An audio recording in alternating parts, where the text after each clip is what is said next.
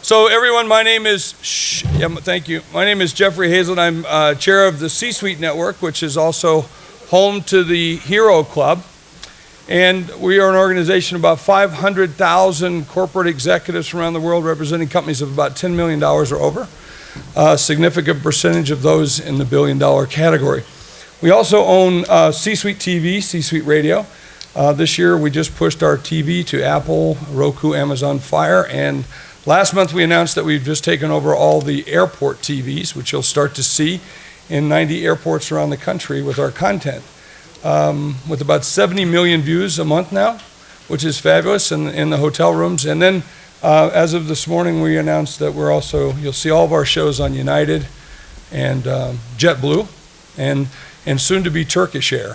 Why I don't know Turkish, I know you have Madeline's has a business there, but we were able to pull it. You mean I got to watch you every week now? Every week you fly, man. You know, so one of the shows that I actually host is called Executive Perspectives, and what we do is we typically show up at an event like this or other conventions and really just get drilled down with an executive in a very fireside type of chat. And it's a pleasure to be able to introduce Matt today. Matt is an energy management and procurement executive with over 20 years experience. His company is based in Brooklyn, New York. It's called Greater and Eastern Energy. They do develop energy management plans for small business, entrepreneurs, product development, business operation, and strategy. Very fast, good? It's a very fast growing, I'll speak loudly and we'll go with that. There we go. It's a very fast growing company. He has a great appreciation for the energies and the industry's volatility. Matt is by profession, and I didn't know this, I've known Matt for a number of years, was a pharmacist before he got into the energy business, so I'm kind of interested to hear that story a little bit. But I want to tell you the first time I met Matt was a couple of years ago. I'm from South Dakota, and I was on Bloomberg as a host of my show there, and the governor's office of economic development in South Dakota called. I hadn't met the governor because he's a fairly new governor, and said, hey, we're going to be in New York tomorrow, can you get us on Bloomberg? So I said, well, sure, let me see what I can do. Made some phone calls, said, yeah, we can get you on Bloomberg. We'll have the governor on Bloomberg tomorrow morning, blah, blah, blah. And then they said, well, we don't have anything to do later tomorrow afternoon, you know, would you like to get together? I said, sure, no problem. Well, I knew I had dinner with Matt. Matt and I hadn't met yet. And we were meeting at a local steak place, a very famous steak place, at 7 o'clock for dinner. So I decided to be very efficient. I said to the head of economic development and the governor, I said, why don't you guys come by at 5 o'clock? We'll have a few drinks, and thinking that they would leave before dinner. And we started having a conversation, and almost 5 minutes to 7, I'm trying to see what I'm going to do because Matt's going to be walking in. He has no idea that the governor's there, and we're supposed to have dinner. And so I politely said, well, I'm sure you have to go somewhere. You've got some busy plans, Governor. And he said, no. And so then I said, well, why don't I just have you stay for dinner? Thinking, you know, that was the polite thing to do. And then thinking in the back of my head that Matt's showing up. Well, Matt comes walking in and immediately sees a table near the door that's got myself, the governor, the head of economic development for the state of South Dakota, the head of Sioux Falls Economic Development, and then two of my partners were there, and a couple of highway patrol, if I recall. And Matt walks in, looks at this table, looks at me, and then, you know, this is the first time we met. I shake hands. Matt, I'd like to... We'd actually met once before, but just getting to know Jeff. So I wasn't, you know, yeah, you meet somebody and you kind of feel them out. You're not quite sure if is it real? Dry humor or not. And well, anyway, so I said, well, I'd like to introduce you to the governor of South Dakota. And Matt looked over, shook his hand, sat down. And then we proceeded to introduce him to everybody else. And about 5 minutes in the conversation, he couldn't resist. He leaned across the table in front of the governor, who was sitting right here. He says, Jeff, is this for real? Is this really the frickin' governor of South Dakota? Or are you? I didn't use frickin'. You actually used the F word. You actually said, is this the fucking governor of South Dakota? Or are you pulling my leg? And I turned to the governor and he said, no, I'm the fucking governor of South Dakota. So that was, it's gone down. If you know anything about Dennis. My real claim to fame, the best part of the story is I get home, and my wife, who's from Sioux City, South Dakota, went to USD, so I thought, oh, okay, I'm going to tell her the story. She's going to think this is great that I met the governor of South Dakota. Well, she ripped me for 15 minutes for swearing at the governor of South Dakota, and it's never been discussed at my house. We do it all the time. They don't do it at Sanford, though, but they do it everywhere else, pretty much. It was good. Hey, I want to talk to you. We're going to talk about the energy market and the impact of energy on business, because it's fairly significant. I think it's kind of interesting, because we're right here in Idaho. If you look across the mountains at one of the biggest energy producing states, that we've got going on, there's a lot of trends going on, and it's affecting the way in which we buy our energy and the way in which we use energy.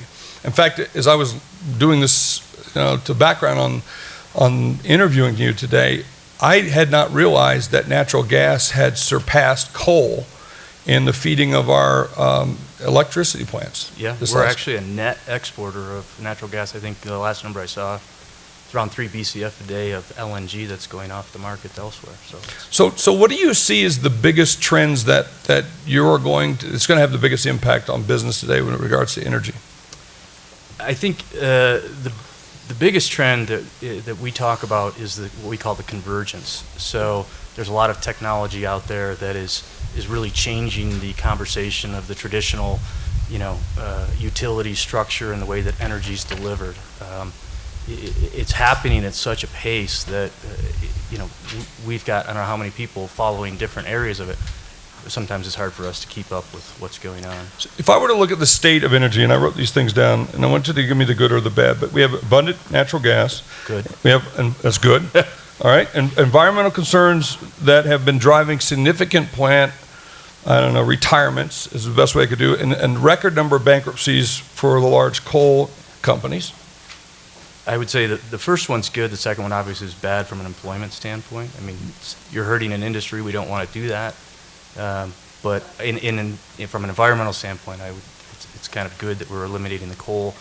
We've got the feedstock and the natural gas that we can keep up with, what's being displaced with coal. So, at a low cost. If you look at the parity between coal and the cost of gas, you're able to do that transition at a same price point or below. So I think that's a good thing for the economy. Then the next one is around the capacity of coal and nuclear is coming way down, right? So it's being replaced by natural gas and renewable generation, right? Yes. Is that good? I'm not sure I don't know the numbers on nuclear to be specific. They're down. They're down. Yeah, I don't know if how big of a drop there's been. We see it. I see it in the big picture, but it's not something that sticks in my mind because we don't really have control over that. It's something that we have to watch as an indicator or as a. But there won't be any new nuclear plants built in our. I mean, I was with the president, CEO of GE, Jeff Immelt, which they produce and provide a lot of the technology, but he had no plans whatsoever anywhere in the near future. And you look at the rest of the world and what's going on, not to get outside of the U.S., but you look at the rest of the world and what's going on, and you look at Germany, they're retiring their nuclear reactors, and I don't know what the number is, that they're a number of years ahead of what the plan was, and they're doing it all with renewable energy. Yeah. What about the uncertainty of, what about the clean power plan? Is that figuring into it at all? I'm sorry? The clean power plan, is that figuring into anything that you're worried about at all? The clean power plan? We'll move on then. Okay. How about, there was a lot of discussion after Trump got elected, and obviously the withdrawal. You're talking about the Clean Energy Act? Yeah. Oh, it's driving the innovation into the renewable paradigm as far as technology and that kind of thing. Is there any concern after Trump has backed us out of Paris, the Paris Agreement, Paris Accord? This is my personal opinion, but I don't think so. I think you look at the reaction of a number of governors and legislatures and their reaction to our withdrawal of the Paris climate. I don't think it's going to have a biggest effect on the momentum that we are creating as a country towards renewable. I think a couple things. Number one, it's 4 years. The next 4 years, who knows what's going to happen. So I don't think the paradigm can shift as quickly as one thinks, just based on a 4-year cycle. But at the rate it's developing, that's it's a challengeable comment. But I think the other thing that we look at is understanding the change in the society here in the United States where you've got the millennials who, over the next, 10, 15 years or whatever it is, who will be making the decision. They'll be the decision makers. And they, as a belief, are all about clean energy and environmental issues and all those different kinds of things. So we view it as maybe a short-term setback, if that, but long-term, the momentum is going to continue to just go forward. So when you look at energy, you think about it being a fairly simple piece. It just has certain component parts, and it's just got oil, gas, electricity, and so forth. But when we look at it, how it's delivered, it's fairly complex. Where does Greater Eastern Energy fit into the mix of the ecosystem? So first of all, it's extremely complex, but we are kind of upstream of the E&P companies. We work with a lot of E&P companies as far as logistics and securing long-term supply deals and that kind of thing, but we're downstream of the utility. So, we work with the utilities, we deliver into the utilities on behalf of our pool of customers that we work with. So we're kind of in that middle, we've got to have expertise on the production side and understand where to go and get it.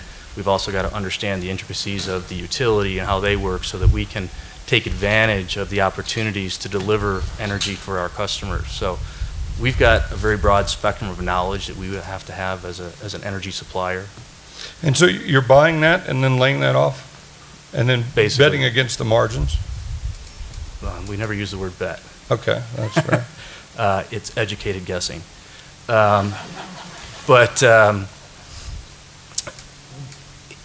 In a very big picture, yes. I guess to answer the question, yes. In a very big picture, there's a lot of minutia that goes into it. There's a lot of financial mechanisms that we use.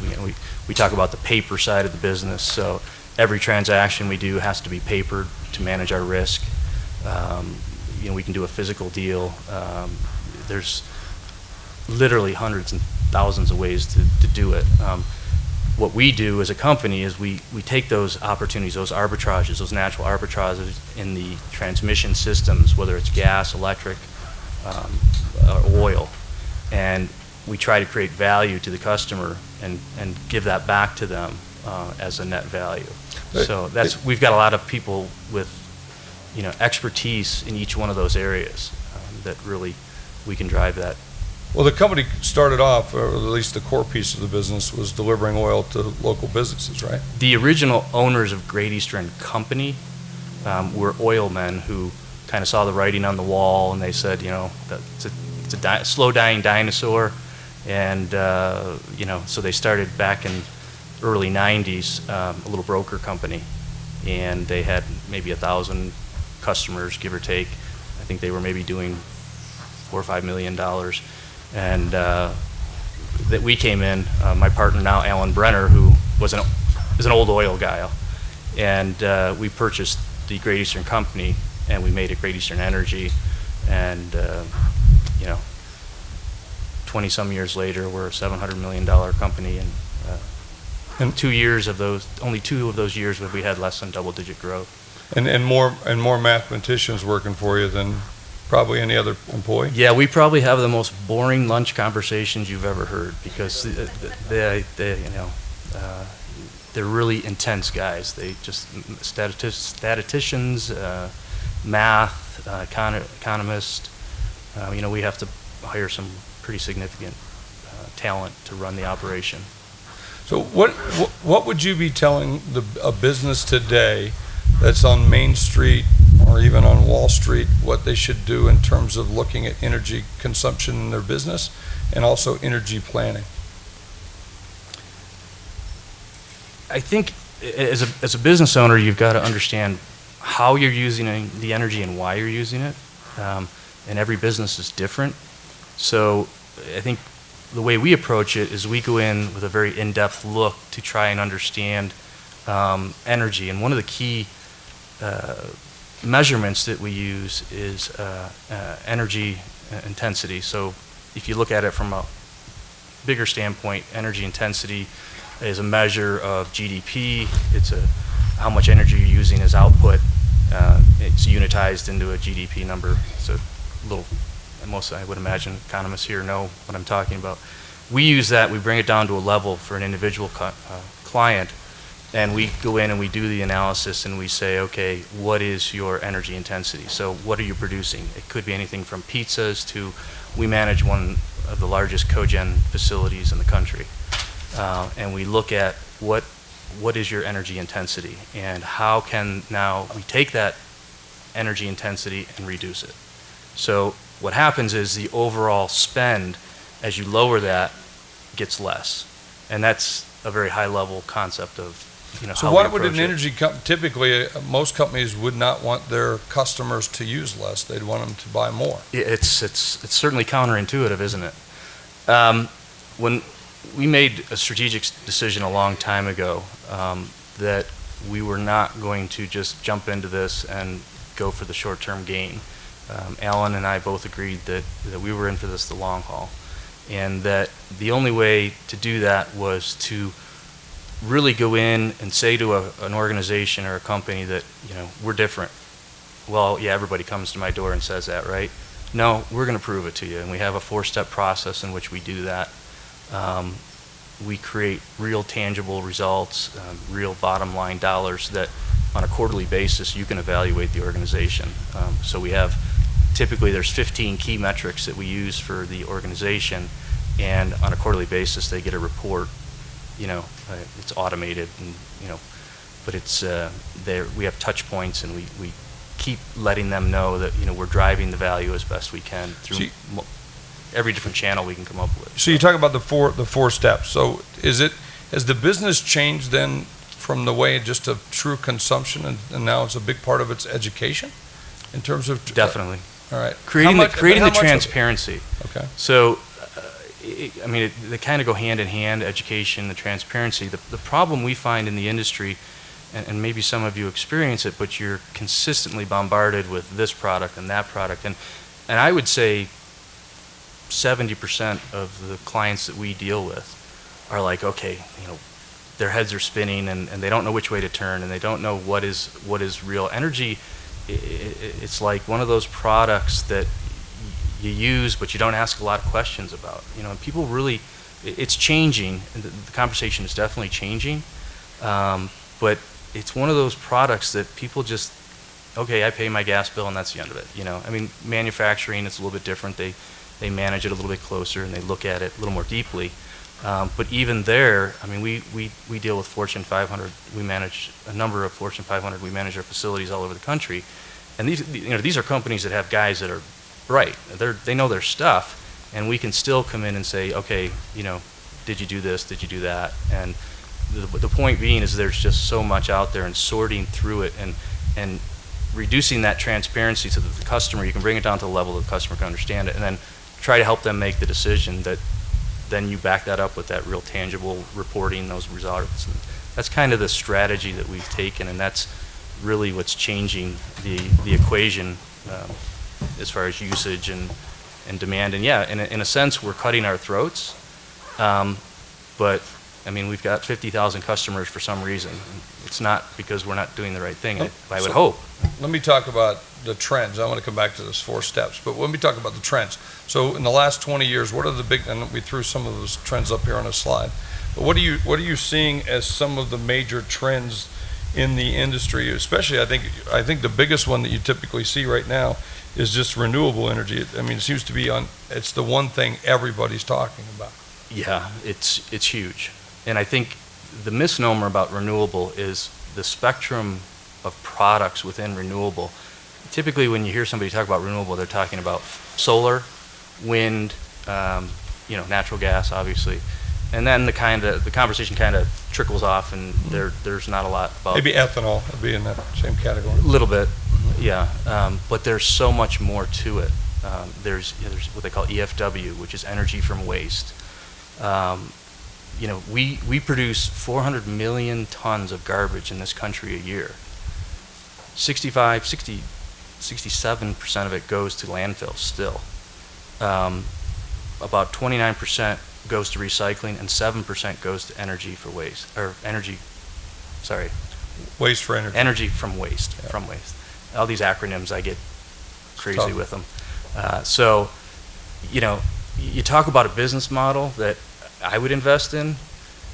Energy from waste. The company gets paid a tipping fee to have the garbage brought to them. They put it in a furnace that burns it. It creates steam.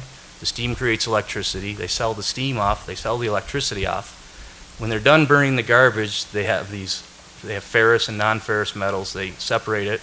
They get paid for that, and then they get paid to take the potash or the ash from the cycle to the landfill because somehow or another it aids in the generation of the garbage. So it's like a cash machine. And the fact that we only 7% of our energy comes from that, and when there's 400 million tons is, to me, an opportunity. You know, if I look back over history, though, in just my lifetime, I felt that probably the period of the 70s, in the 1970s, was the time in which we talked more about taking care of our environment and the natural resources and using cleaner energy. And I thought that dominated the conversation more then. Does it, or is it today bigger? Is it bigger today? And maybe the reason it's bigger today is because we just have to do something? I think it's bigger because it's, as I mentioned earlier, it's gaining momentum. It's the change of culture, the generations, which again I mentioned the millennials. It's much more important to them, but I think it's the engagement of social media.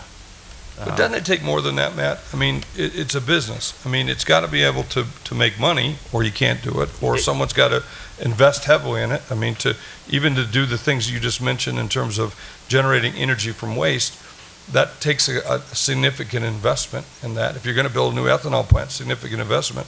You're going to put up wind turbines, significant investment. Yep. Yeah, and there has been significant investment. And to your point, to your original question, I do think the adoption in renewables is gaining momentum because of the price point.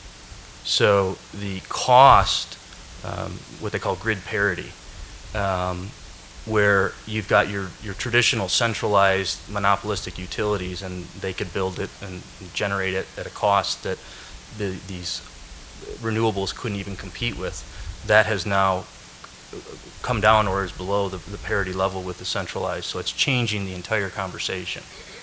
So from that standpoint, yes, I think that's why it's gaining momentum, is because it's competitive with traditional generation, that kind of thing. But even though, let's just take wind. I mean, my own state of South Dakota this week, they're having an election about whether to allow more wind generation turbines, because a lot of people feel that they don't want it in their backyard. I mean, that's the basic concept. They feel in fact, some people feel it's unsafe. It's not good for the environment. But bird migration, I've heard all kinds of stories. Yeah. Well, pheasants and hunting birds are a pretty big thing in our part of the world. But why does there seem to be that opposition for such a I would consider a fairly natural resource? I don't have the answer to that question. I honestly don't, because to me, and I think it's a personal thing, I live in Buffalo, and anybody that's ever been to Buffalo is familiar with the old Bethlehem steel plant that used to be along pretty much the southern border of Buffalo all the way to the south towns. And they've converted that into a wind farm. They've got 16 or 18 windmills up there. I love to go out in the boat and look at them. I think they're beautiful. I mean, there's something serene about them. Some people view it as, it's a sight line and it's distorting their sight line to the lake. It's a personal, issue. I don't know what drives it. To me, it makes sense, the renewable, from my paradigm, as far as, we need to be stewards of the environment, and obviously with, the discussion around climate change and the things that we're seeing, whether, I don't want to get into a argument about whether it's real or not, but, I think there's something going on, and why wouldn't we as a country or as, individuals engage in that? Do you think it's finally here to stay? Oh, there's no doubt. Yeah, it's I don't want to say it's built to critical mass, but it's getting pretty close. That we're, again, I don't know what slides up. I mean, you look at these price points, and I think, to me, when we go out and we're trying to convince the customer to, engage with renewable technology and stuff, and you look at, what the opposition is, and they're like, oh, it's going to get cheaper, and technology, changes every day, and there's something more efficient coming. And there was an article I was reading the other day. There's called Swanson's Law, that every time you double capacity, that energy prices should go down by 20%. Last year, we increased capacity by 37%, prices went down 22%. So the point being, I don't think we can get much lower. I mean, there's a cost of capital, there's all these different things that go into it. I think you're at a price point, as you can see from these charts, that, I don't think you can get much lower and create more momentum than we are at this point. Wherever you typically see an energy, where an industry is impacted by a negative thing. So let's go 10 miles across the border here into Wyoming, which is a very big coal state, right? And they're seeing a decline in the use of coal. But then you go just a few hundred miles north and east, you're seeing one of the biggest booms that we've ever seen in the history of the U.S. in gas, in terms of oil. The bulk, what is that doing to the marketplace, and what will that do for businesses or consumers? Well, it's obviously, you're talking about the Bakken, right? Yeah, absolutely. So I'm guessing the majority of you are familiar with the Bakken, but I'll do a quick. Yeah. The Bakken is an oil field. It's been around for years, but with the fracking technology, they've been able to, extract at a rate that it's huge. Huge. What is it? It's like 30 million barrels a month. I think is what's coming out of there. I haven't seen the recent, but I know it was. I think it peaked at around 35 million, 34 million a month, whatever. And now that you've got the Dakota Access that came into pipeline that came into full flow. Well, I don't think it's full, but it's pretty close. You're now getting takeaway at a much easier rate. Well, because let's explain. Because in most places where we have oil, we're able to ship it a little bit easier with pipelines or out of port. And North Dakota's landlocked, so you have to ship it by a pipeline. Correct. Or it was done by rail. Correct. So yeah, that was the big thing. Actually, that evening that we had the dinner with the governor, it was a really interesting, because I had a chance to talk to him about. He was on his way to Washington to ask for more rail cars. Yep. Because I didn't know this, and it was very interesting to me. But somehow or another, the government controls the rail cars, or there was some dynamic there that he was going to lobby Congress or some senators on getting more rail cars, because they just couldn't keep. They were pumping the oil out so fast they couldn't get it to market. So they're putting on rail cars, and for those of you who don't know, when you look at North Dakota, South Dakota, Minnesota, Iowa, where most of those rail cars go through, at some point, that's where they ship grain. So one of the negative impacts of this was the fact that they were taking every rail car, because they could ship oil, and they were using it to ship oil at a much higher rate than what they would ship for the grain market. So what was happening was huge store piles of mountains and mountains of grain that have to be covered and stored, typically outside, because there's no facility for that. Yeah, and so even with the ethanol plants, they couldn't keep up. You can't even buy enough of it, or right. to use enough of it. Which depressed the prices, and it was a whole nightmare. But I guess getting back to your question, with the Bakken and some other, everybody's heard about the Eagle Ford, the Marcellus Shale, all those different shale plays and energy developed areas. It's driving pricing to all-time lows. We've rebounded a little bit on oil, and natural gas rebounded a little bit. But my opinion is that for the next few years, we're going to see relatively flat pricing, which is a good thing, right? Obviously, energy is a major component of GDP and production and all those different things. Think about something energy doesn't touch in your daily life. So by keeping pricing low, and I think it creates real value for the consumer, as far as cash in their pocket. I'll get it. I was going to go to the Middle East, but I'll stay away from that for a few minutes. Yeah, I'm not the expert on that Yeah, one. well, it's interesting to see what they've done in terms of lower their capacity in order to try to offset. But what it's resulting in is the U.S. is actually now gaining market share in the oil business. Yeah. So it's a very unique paradigm we're in. It is, and I remember about, it had to be 5 or 6 years ago, I was at a conference, and this oil guy got up and he was talking about, he just went to Saudi Arabia, and he had done a walkthrough through the oil fields, and I'm not a production expert, but so I'll put it in a very high level. He was talking about the amount of water they have, or whatever liquid is they put in to get X amount of oil out. So, I'm just going to make it up, but let's say it's 1 gallon of water for every gallon of oil that comes out, right? And when he was there, the ratio was like 6 gallons of water to 1 gallon of oil, because they're kind of getting to the bottom of the barrel, so to speak, is what the thought is. They are developing some new fields, but not on the magnitude that we've seen over the last 20 years.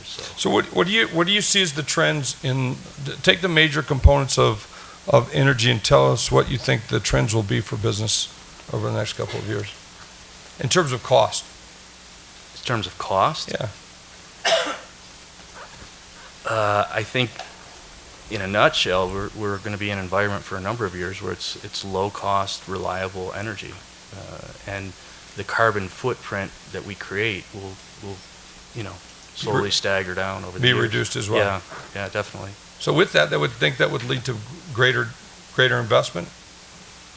And I think lot so. Of change. I think there's a tremendous this. amount of investment in the non-traditional energy, renewable. I've seen,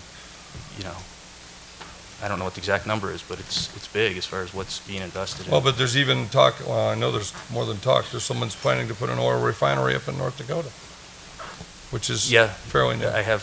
We talked about that at... Give me an idea, what's the shift to gas and oil to renewable doing for investors? Well, it's definitely creating opportunity. There's no, you got to be right on where the investment is. I would imagine there's probably some guys here that are investing in it. So there's a lot of programs. They've got this community solar, they call it, where you get an investment group, go in, and they'll build out these mega solar systems, and then they kind of net back some savings and provide the energy.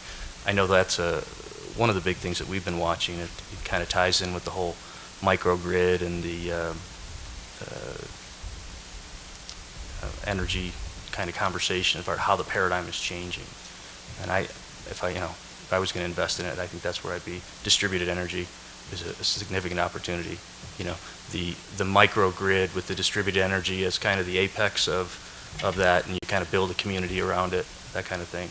So with that, especially I threw another slide up here on renewable energy on the international trends, but employment. I was at an oil and gas conference a couple of weeks ago, keynoting, and the biggest discussion at that conference was workforce and the need to get more people into the workforce for oil and gas. But there doesn't seem to be a huge problem getting people into renewable energy.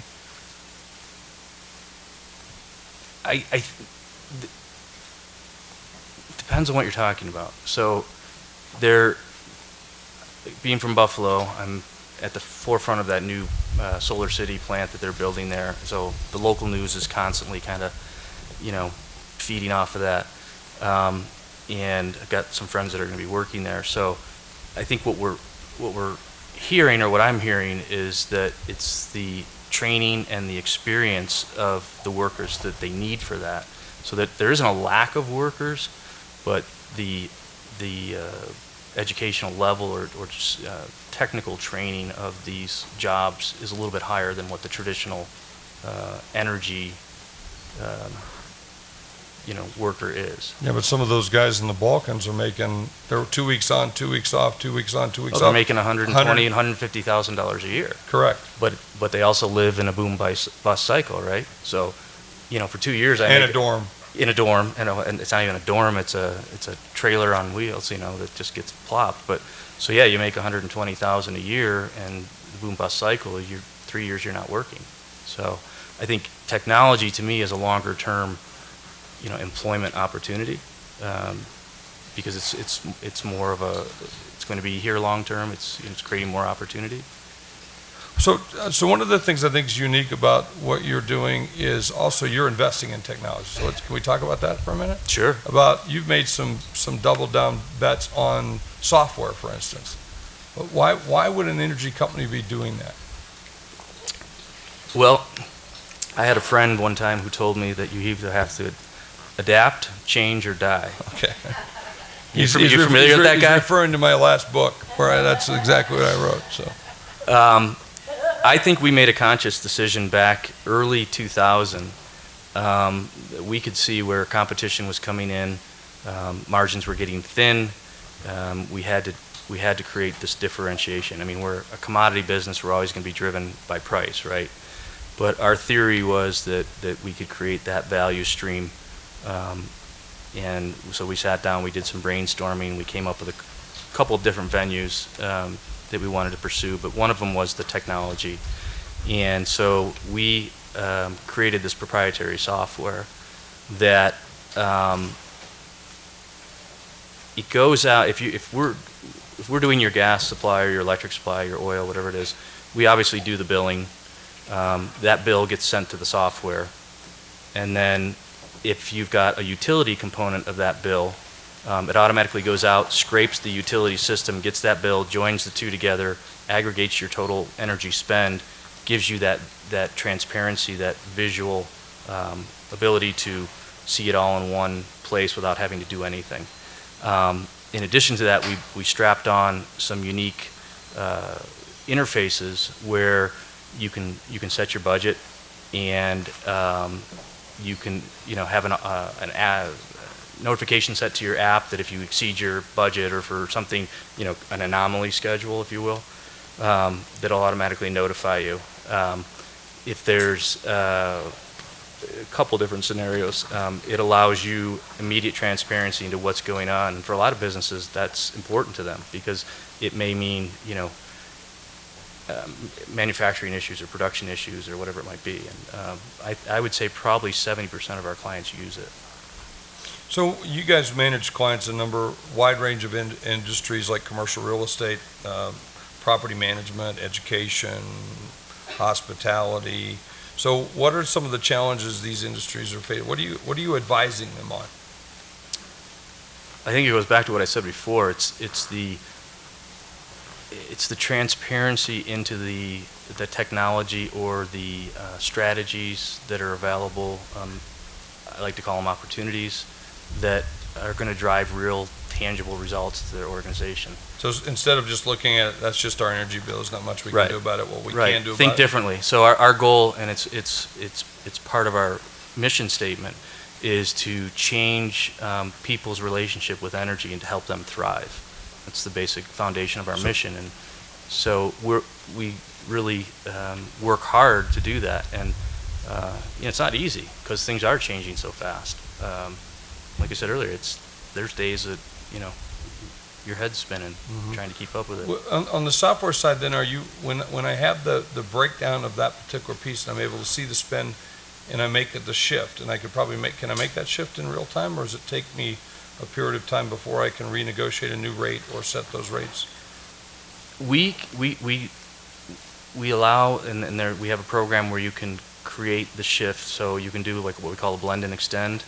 So if a forward curve pricing is in a backwardization, and let's say you have a 2-year contract, we can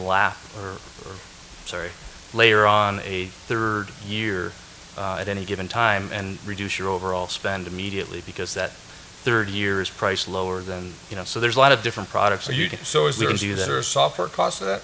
Is there a monthly incurred cost to that? No, there's no cost to the end user. There was a cost to us to build it out. I mean, Right. It's built on an elaborate network of algorithms, and we've got 2 or 3 data systems that we have to manage.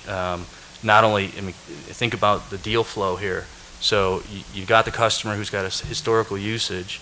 We've got to now take that usage, make sure that we've got the right forward pricing. We've got to hedge that. We've got to make sure that we get the contractual issues out of the way so that it's billed correctly. There's, this whole chain of events that happen, which they sound relatively simple, but they're very complex in the way that we handle them behind the scenes, because we've got to, for every ounce of risk we take, we've got to have an ounce of cure, right? Does that give you a greater stickiness to the customer then? 100%. That's why our average customer is right now, and this is a key metric. We actually have a board in the lobby as you come in. I think you've seen it. Our average customer is with us right now 7.6 years. And what's the normal average? I would say probably 2 to 3 is the industry standard. So what do you think the other distributions that are going to lead to innovation are going to be in the energy market? From distribution, as far as the energy, disruptions. Did I say distribution? You said distributions. Yeah, disruption. So what disruptions do you think are going to be leading? It's an interesting conversation. Everybody seems to like to claw onto that one, and I look at it from 2 different perspectives. There are the products that are going to be the disruptors. So you've got, I think the most interesting one to me is Nest. Okay, the little thermostat that's a smart thermostat. Mm-hmm. Quite honestly, it doesn't do a whole hell of a lot, but what it did was it created the conversation around energy. So for the first time, the mass consumer could have insight into their energy usage and start thinking about it. So that to me is a disruptor, right? That's the initiative to the disruption. You look at the solar tiles that are coming out for roofs, the Tesla batteries, being able to create a microgrid with, you and I live on the same street with 6 other people, right?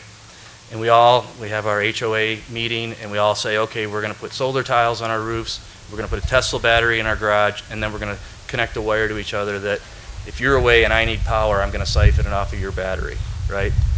That to me is a complete disruptor, because it changes the whole centralized conversation, or the business plan that we're used to, strategy of the centralized power. Well, it'll create a whole new economy around. It'll create a whole new economy, which leads to jobs, which leads to it's almost like an Uber economy. It is. For it's very similar. I mean, who would have thought? The biggest hotel in the world rents a room and doesn't own one. Who would have thought 20 years ago that you would be letting someone sleep naked in your bed and charging them for it, right? Well. I mean, that's part of it. I thought that was pretty funny. I don't care if you're an economist or not. I think that was pretty doggone funny. But you think about that. I mean, 20 years ago, you would not have thought you were going to let your daughter or your wife or you even yourself would get into a car of a stranger late at night and take a ride, and they would deliver to your home. Or let someone sleep in your home, in your bed, and you would rent that out. I just don't think... Just remind me to put the filter on my B&B. So yeah, Jeffrey Hayzlett. For me, yeah.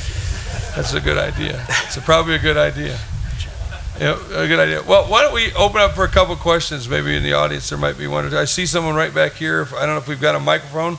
And we're just shout it here. Joanne's running up. She's got a mic, so let's do it on a mic. Hi. Quick question. Jennifer Brown from Arizona. I'm a director for Central Arizona Project. We use 3 million megawatts a year to pump 80% of Arizona's water supply through an uphill 336-mile ditch. So right now we're in a unique position because NGS is closing, the Navajo generating station. So right. We used to be contractually obligated to use this coal. And now, looks like the extensions will be signed and NGS will be in operation until 2019. But we're in the process of the ability to purchase our energy freely on the open market. So my question to you is, if you were in our position or in a business owner's position to purchase a large amount of energy openly, would it be better to have a consistent rate for your ratepayer and get into long-term contracts?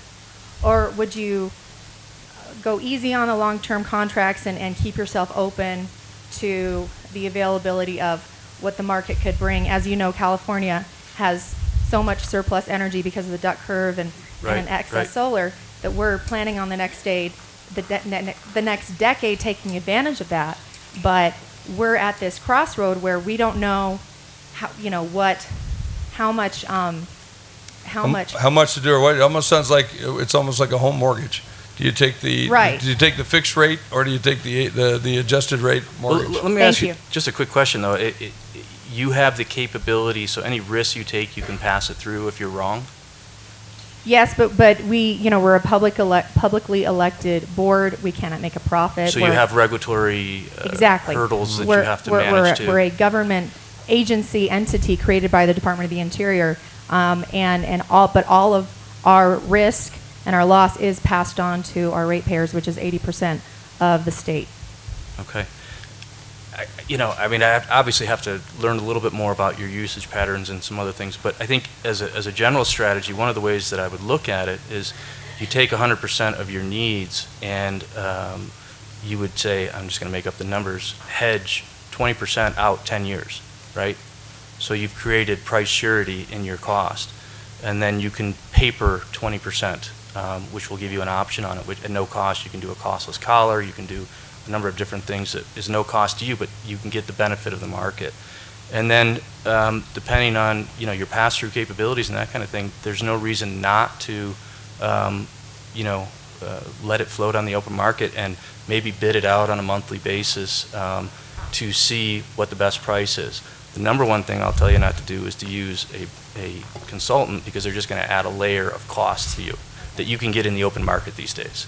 And that's our biggest battle right now, is the conversation around consultants. Consultants have their purpose in life, I get that, but what we're seeing in the energy industry is they are making more than the suppliers are in most cases. So that's just a little tidbit there. I hope there's no channel partners here. I'm in trouble, but quick follow-up. So you said the percentages. What about the duration? We have to set our rates a year, 2 years in advance to all of our stakeholders. So how far in advance would you secure a consistent? Again, you can do it in layers. So think of it, number one, you're going to have an internal conversation on how you want to do it. I can't make that decision for you. I can advise you, but I would do maybe 20% at 10 years, and then 20% at 5 years, or maybe 20% at 15, 20 or 10% at 10. So you've got a certain amount of your base cost covered. That's not going to fluctuate. Ratepayers love that, right? They want a certain amount of price surety. So that helps you, and then based on the percentages that you determine, will determine how much that cost back to the ratepayers will fluctuate, and that gives you the best risk scenario. And it has to be, I think, a policy that you guys determine internally, and more than happy to help you if you want, but it's a staggered is the way I would approach it, because there's going to be a lot of things changing in the future. I can guarantee you that. My partner has a saying, he loves to say it because he's always right no matter what, but he'll tell you, I can guarantee you one thing about the energy business: the price I give you today will not be the same as the price I give you tomorrow. That's the only thing I can guarantee you about energy. So, thank you. Right over here, Stacy. I think you had a question, or Tim. Stacy or Tim? I don't know. Both, but I'll go first. I wanted to touch on the topic you talked about with LNG.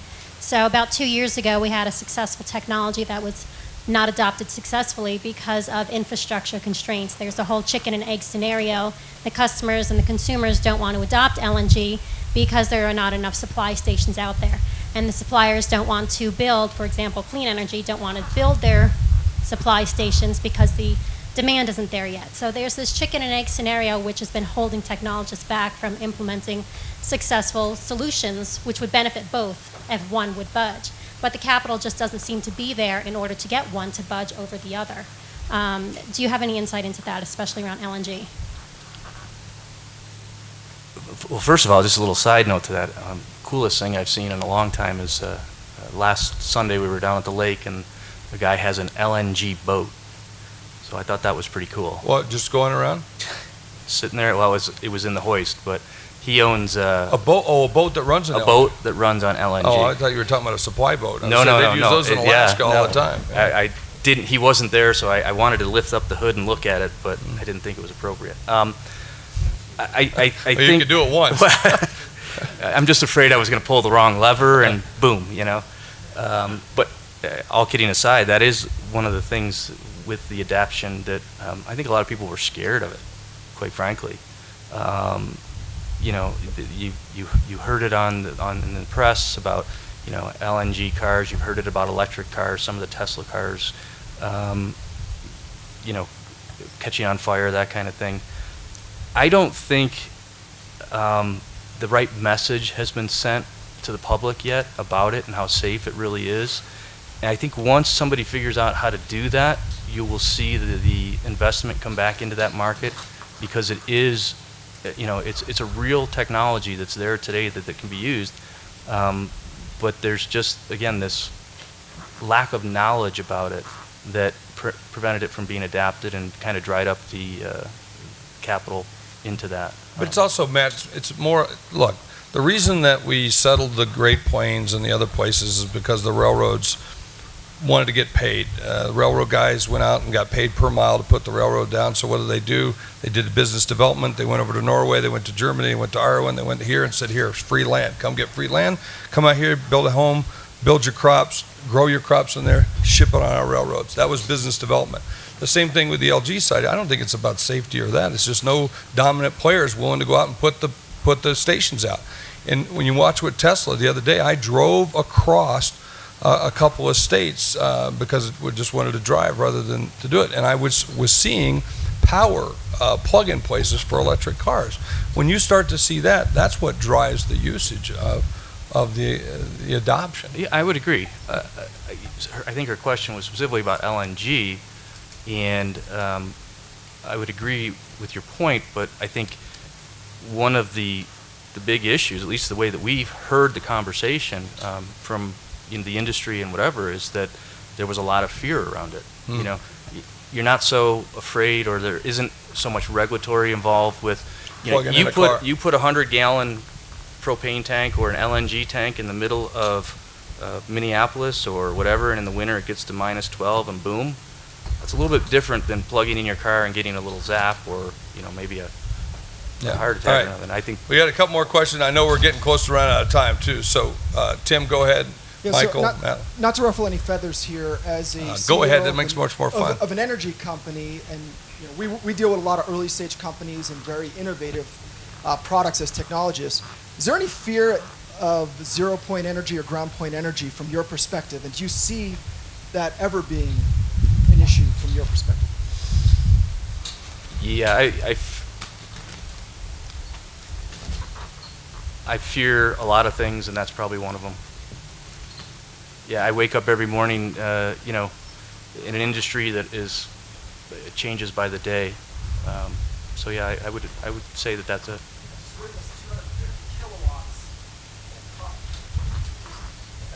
I think if it's on my fear scale, it's probably way out there. But yeah, I think it would be a fear. Michael, you got a nuclear question? I saw you. A nuclear question? It's gone. Well, other than the Fukushima fallout that no one pays attention to, other than that, I Actually, have a question. we do. It's a big driver of LNG because of the. But anyways, go ahead. I guess my question is related to that the environmental impacts of fracking. And I know, you know, there seems to be a public outcry from time to time, and I'm not a scientist, so I haven't followed what the actual impacts are. I've seen the movie and, you know, all the stuff about the groundwater being messed up, and I drive southern Wyoming, see all the fracking situation. What is the state of the cleanliness of the fracking business? I know there's a cocktail of stuff that no one knows which gets put into the ground, which should cause some concern. So I'm just, every time I'm in a big city and I see this bus runs on clean fuel, and then of course I know that not everything is clean. What's the status of that, and what's your opinion about it? So first of all, the status is, I think the industry has done a good job of policing themselves over the last couple of years. When you had kind of a wildcat environment in the Marcellus and you know, the different shale plays, yeah, everybody and their brother was running there, and they were setting things up and being sloppy, and I think, you know, there was a lot of conversation about a few minor issues. I don't really want to debate whether, you know, fracking is, I don't know, because I don't know what the cocktail is, but I do know that, you know, whatever's in that cocktail, it's a very small percent that's bad. Nonetheless, it's bad, so I'll leave that at that. But 70%. no, it's not. It's really not. You know, I think the numbers I've seen is less than 2%.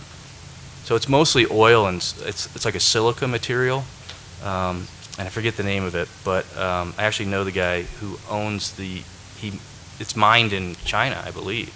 Somebody who might know can correct me if I'm wrong, but a lot of it's mined in China, and he's the importer, the major importer here in the United States of that silica or special sand that they use. But to your point, I think they've cleaned up the industry by self-policing themselves. There was some regulatory things that were put in place that helped it. I can't think of an event that I've heard of in the last year and a half around that. The misnomer about fracking is that fracking's been going on since the beginning of time as far as the way you produce oil. I mean, it's just now, instead of going down straight, you're now going sideways. And so fracking is just another word for extracting oil from the ground, or gas, or whatever it is. The technique and the technology has changed, but the general overall concept has been around since the first I think oil it's well. safe to say that Sorry. there's no action that doesn't have an opposite reaction of some side. Yeah. And again, I don't want to get into a big debate, but I think sometimes we get scared about things that maybe aren't as big as they seem. That's not to say I don't know. Somebody might want to argue about earthquakes in the Midwest. I'm not a geologist. I don't know. It makes sense to me that it's possible. Is it the ultimate cause? I don't know. I mean, it's just. One last question. We got about a minute. I think just at some point in time, though, there is a cost associated with the economy and cheap energy, and because we haven't transitioned to a renewable economy, we have to sometimes say to ourselves, okay, what is which is the lesser of two evils, maybe? What do we want to put up with? It's a vicious circle. Drink quite that, frankly. Michael. Got Madeline. What is your company's internal process to read the world about impending disruptions that may be starting on the edge? You talked about the distributed network with the solar cells and Tesla as a potential disruption to the centralized approach. So how is your company set up to monitor and see what's happening on the edge that may become a disruption, and then asking yourselves whether or not you can lead and control it? Interesting question. We have to be careful, number one, as a company, we have to know what's going on globally and how it affects the dynamics of our industry, but we can't focus too much on the minutia of the global, because our core competency is the arbitrage and the synergies in the regional markets. So I have to pay attention to it. I have to know how it's going to affect the overall climate. But to answer your question, I have a couple different tiers in the organization. So I have my senior leadership team, which is my 5 operation EVPs, and we meet on a weekly basis. And then I have an executive team that we meet on a monthly basis. And in that executive meeting, we have a 15-minute carve-out every month. I have 2 economists on staff, and that's all they do, and they report back to us of, half the time it's stuff we heard the previous 6 meetings. It's just an update, but it gets rather boring. But, from time to time, there's something that comes across the press or whatever that we look at, and, we'll throw it around. One of the things, we were talking about this earlier, is the regulatory environment and how we as a company stay nimble. And we employ a very strict Six Sigma philosophy within our organization. So everything we do is vetted out using the DMAIC process. And these meetings, if we think it's a good project, then we will throw it into a DMAIC model and evaluate it. And so that's one of the ways that we stay on top of technology and how we try to evaluate on behalf of our clients, quite frankly. So that's the value. Well, Matt, thank you very much. On behalf of the Hero Club, we'd like to thank GIC too for letting us participate. I think it's probably time for us to, I think we're talking about energy. It's time for us to fuel ourselves, I think, right?